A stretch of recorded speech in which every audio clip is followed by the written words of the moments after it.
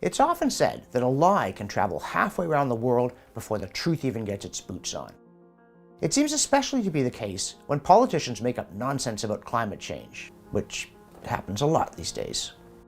Even if the truth eventually catches up, as it usually does, it's not until a long time later, and it can be hard to correct the initial impression. But here's one story of the truth catching up and giving the boot to some serious errors. I'm John Robson. Welcome to the Climate Discussion Nexus Fact Check on the Okanagan Floods and Fires of 2017.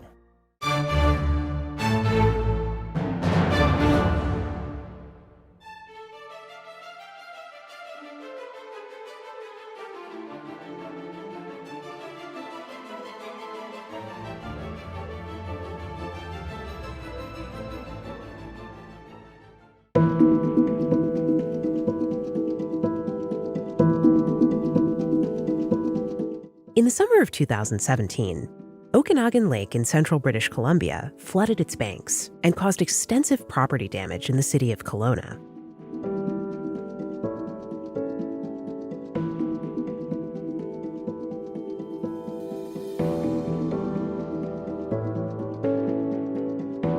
Then, in mid-July, a massive outbreak of aggressive forest fires blanketed the region with smoke. That same year, the citizens of Kelowna were angry about a backlog of road maintenance problems that were causing excessive traffic jams in the city. Mayor Basran responded by blaming the flooding and forest fires on carbon dioxide emissions from Kelowna cars, and claimed that expanding the local road network would make these problems worse. He even expressed frustration that people in his city expected him to fix the roads when what he really should be doing was saving the planet, including by not fixing the roads. Were Kelowna drivers to blame for the floods and forest fires? Let's check the facts, starting with the Environment Canada temperature record for Kelowna, which goes back to 1899. You can see the data online at yourenvironment.ca. And monthly average daytime highs in the spring bounce around a little, but fundamentally, they haven't changed in over 100 years. So, even if warming leads to more floods, where's the warming?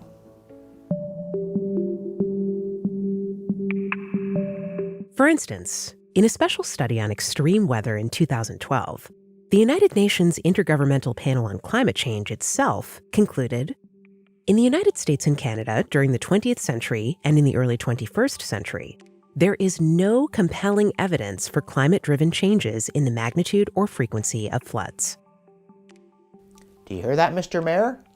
No compelling evidence. So, what did cause the 2017 Okanagan floods? Well, here we do have some compelling evidence. It was government error. Specifically, a report commissioned by the BC government showed that while the spring was wetter than normal, the previous winter around Kelowna was actually colder and drier than normal. And this dry winter led local authorities to forecast a dry summer. So they instructed the water manager to let Okanagan Lake fill as high as possible.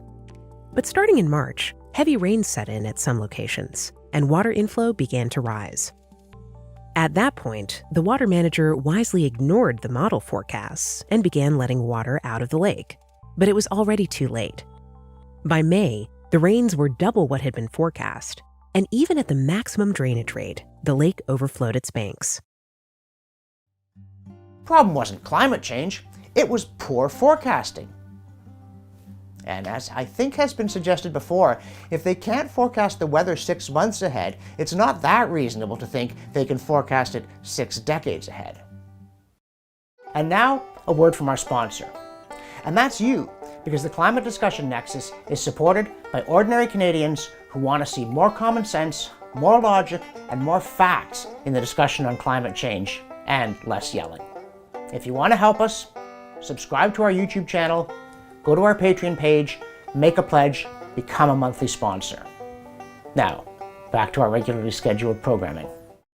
Okay, but what about the forest fires? Now, it's true that the summer of 2017 was the worst for forest fires in BC since 1958. But, like 1958, it wasn't the result of climate change. You see, the spring of that year was actually unusually quiet on the fire front. The BC Wildlife Service noted that, quote, between April and the end of June, 255 wildfires had burned 1,625 hectares of land. In an average fire season, there would have been about 420 fires and 26,800 hectares burned in this same time span. Nearly twice as many fires, well over 10 times as many hectares burned. As for the summer, the large number of wildfires was started by an intense cluster of thunderstorms between July 6 and July 8, not by Kelowna drivers, unless warming also causes thunderstorms and Kelowna drivers caused warming. No, actually, even then there's no connection because, for BC as a whole, the National Forestry Database shows that the number of fires across the province has actually been declining slightly over the past few decades. If climate change causes more forest fires, regardless of whether Kelowna drivers caused the climate change, why are there fewer forest fires? Finally, let's put Kelowna in perspective to see how ridiculous it is to blame its drivers for anything except perhaps failing to signal a turn. This picturesque city in southern BC contains only about 0.6% of Canadian drivers. And Canadian drivers account for about 1/6 of our man-made GHGs. So Kelowna's drivers are responsible for about 0.1% of Canada's greenhouse gas emissions. And since Canada accounts for only 3% of all man-made GHGs, Kelowna's drivers create roughly 0.001% of global greenhouse gas emissions, 0.003%. You could double or triple the number of cars on Kelowna's streets, and it wouldn't make a bit of difference to the global climate system. So there you have it. The 2017 flooding was caused by improper lake level management due to poor forecasting after an unusually dry winter. And the summer 2017 wildfire season was caused by a string of thunderstorms after a quiet fire spring. And Kelowna's drivers had nothing to do with either, not even the ones stuck idling in traffic on congested roads due to poor municipal management.